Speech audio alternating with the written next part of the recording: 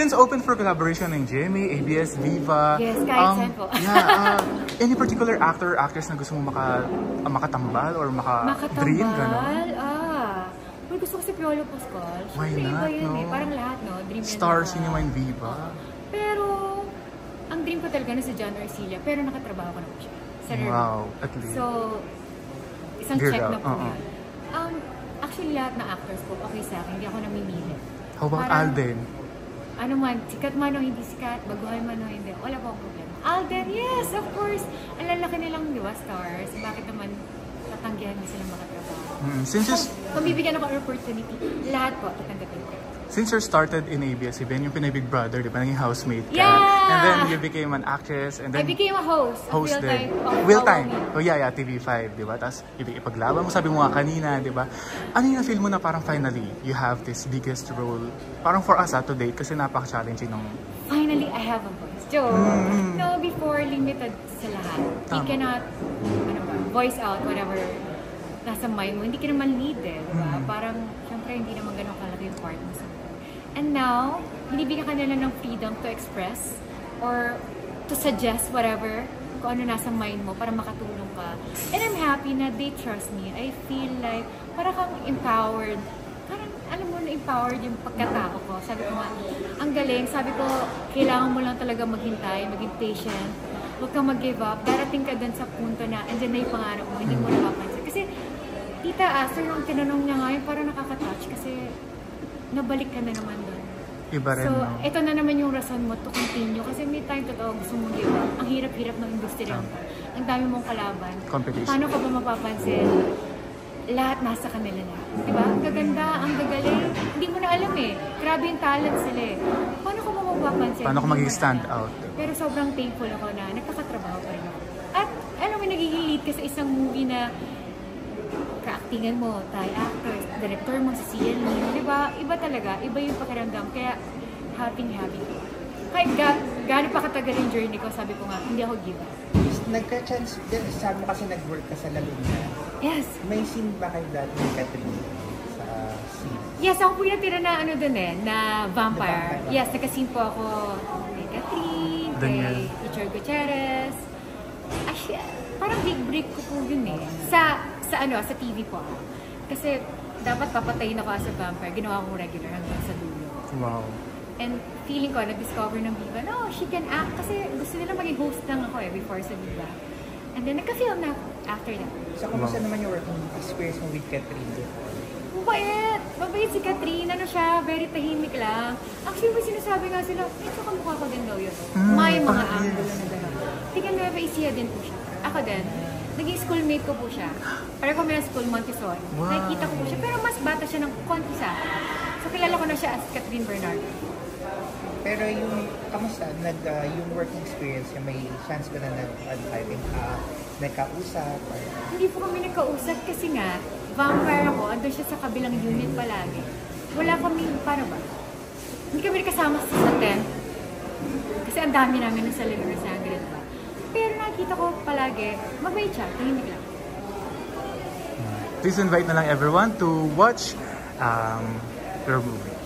Showing na po ang Kumantong, July 3 in cinemas nationwide.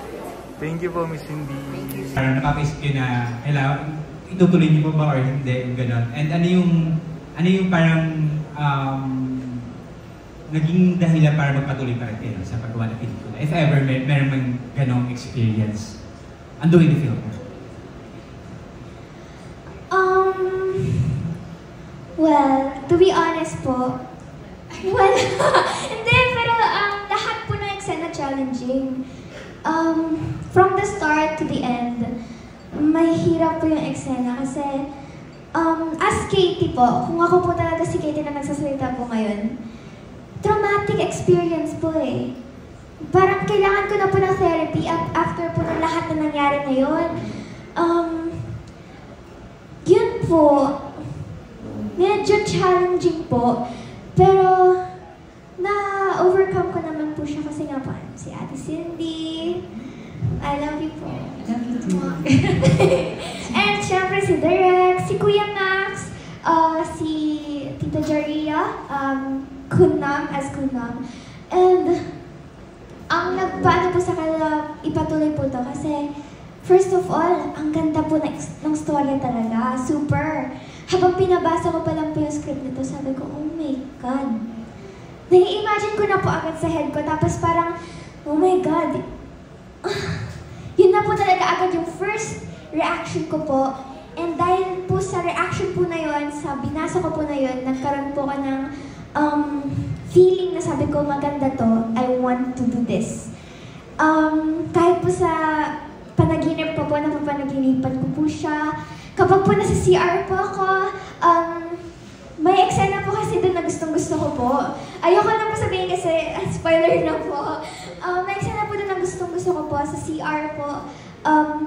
Siyempre habang ligo-ligo, sabi ko, gumagano na po agad ako. Kasi sobrang excited po akong gawin yon from the story po. Because of the story, yun na po talaga yung gustong-gusto ko pong gawin. Kaya po ako na-excite and kaya ko po siya in-insist na gawin po. Yun po. Actually, magaling po talaga si Althea. I don't think nahirapan po siya sa movie. Ako po yung character ko. Siyempre, first time ko po mag-mother role na may anak ako na namatayan. Siyempre, hindi ko pa po na-experience yun in real life. Pero siyempre, may mga techniques na gagawin tayo kasi marami naman ako na-experience na ibang mabibigat. So, doon ko na lang po. Kami po ni Althea, actually, ako po kasi kapag nasa set po ako, napakaseryoso ko pong tao. Totoo po yun. I can confirm. In character na po ako. Nasa set. Hindi ako kumakausap. Titingin po sa akin to. Kasi, kumbaga, kung iiyak po tayo, iiyak na tayo. So, pag tumingin na siya sa akin, alam na niya, pati siya, pabilisan po kami. Ganun po yung nangyayari sa amin. So maganda nga po kasi, syempre, di ba, may mga actors na matagal talaga umiyak. So very thankful ako dito kasi ang bilis niya umiyak. Alam mo yung wala po kaming problema na, okay, maghihintayan tayo, ano tayo, di ba? So very thankful po ako na si Althea talaga. Ang bilis. Nung nakita ka na niya, nakaset ka na, ano na din siya, mag-start na din po siya. Kaya sabi ko nga, ang galing na bata to. Syempre po, iba po experience ng mas matanda na, di ba? Mas marami po tayong pwedeng hugutin. Pero itong bata, syempre, di ba, wala naman siyang ganun ka-grabing experience. Hindi ganun kabilis umiyak sa totoo lang. Lalo na mabibigat yung eksena. Pero ito, galing po. Pag nakita niyang nakaset na ako, set na din siya. Can I dagdag po there? Yeah.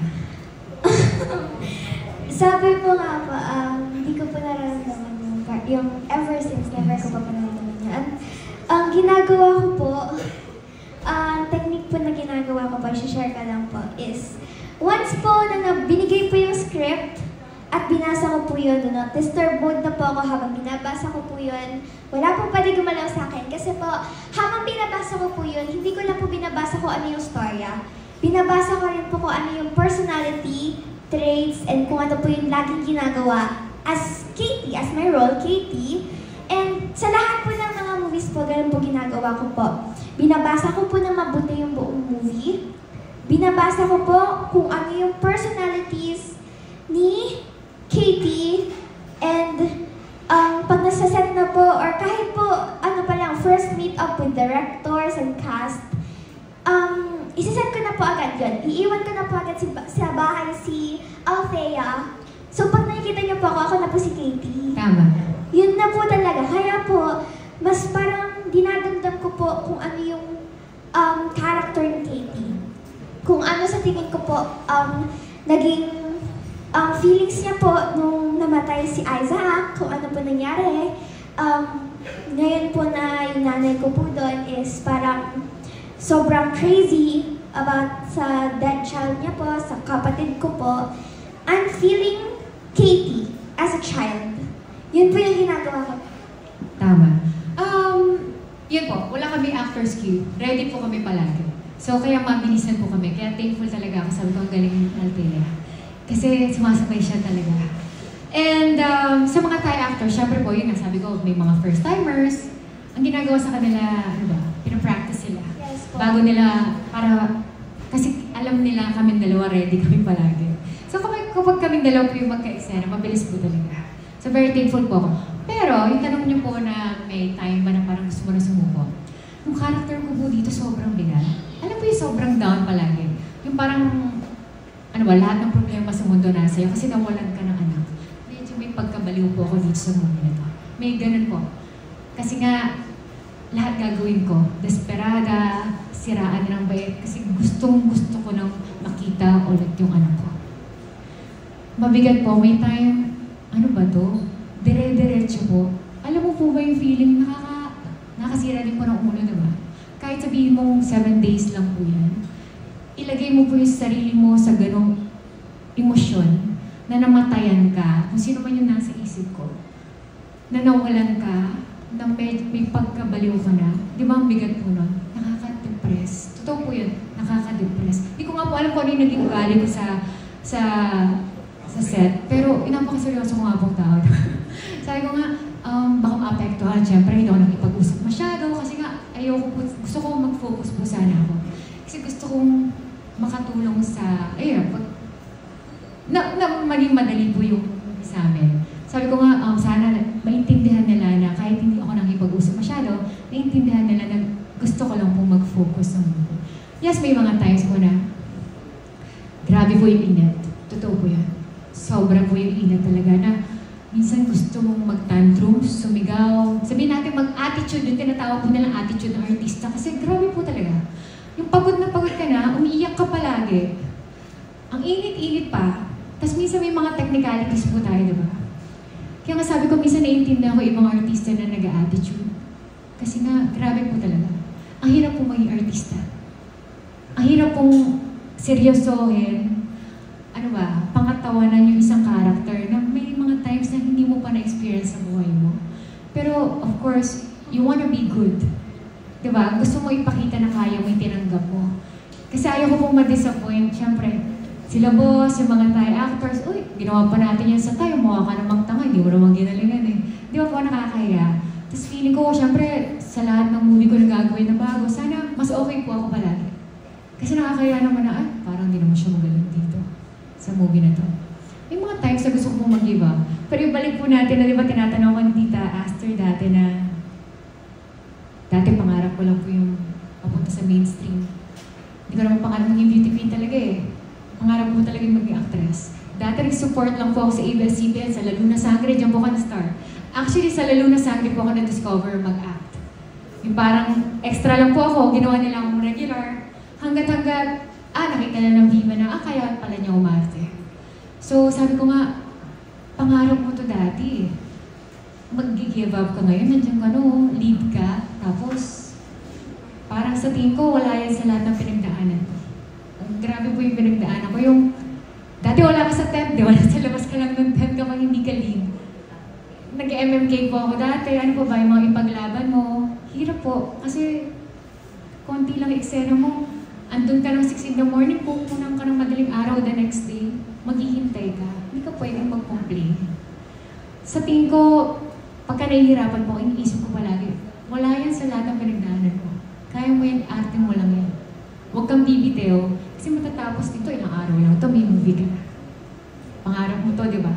Gusto mo to, di ba? Sayang naman lahat ng sinakripisyo mo kung mag-give up ka. Ngayon, yun po. Okay, sige sir. Second question ko is for Cindy. Kasi, as